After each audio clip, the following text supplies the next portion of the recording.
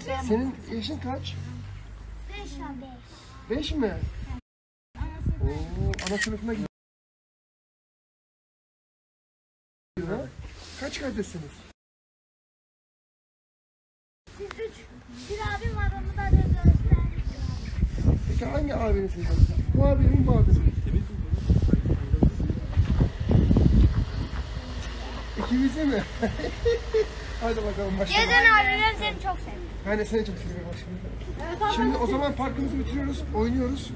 Ondan sonra 2 gün daha buradayız. Tabii oynanır şimdi ama yapışması lazım. Burak abi bir kere seviyorum. Hadi koş. Koş. Bir kere dönen tatil. Ne şu muhtar abi alayım şuraya. Bakalım. Ama durun, kardeşim oluyorum. Abi sallanacak.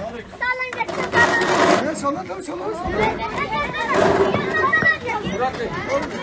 Oğlum gel. Çocuklar bir dakika burayı dinleyin. Oğlum benim dönüm baş. Onlar tutmamışlar. Bunda sadece formaliteden binin.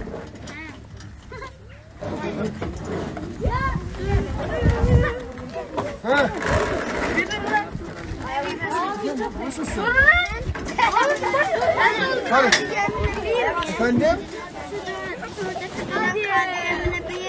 Ben de anlamadım ki.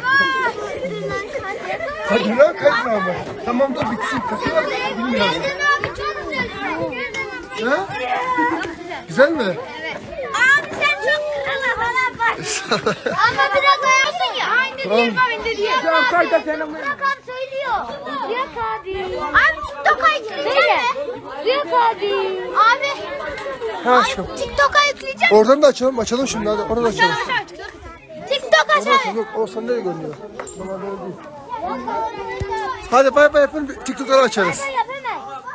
Bay bay. Ömer. Parkımız kutlu olsun. Parkımız kutlu olsun. Herkese iyi kandiller. Herkese iyi kandiller. Olsun Ramazan. Herkese Ramazan kutlu olsun. Ramazan bayramınız kutlu olsun. Ramazanınız kutlu olsun. Parkımız kutlu olsun. Parkımız kutlu olsun. Genel olarak abi canlı ya. Evet. Parkımız kutlu olsun. Türk'ün. Haber kaygıcı. Oğlum gel. Bana da getireceğiz. Hadi gelin bakalım.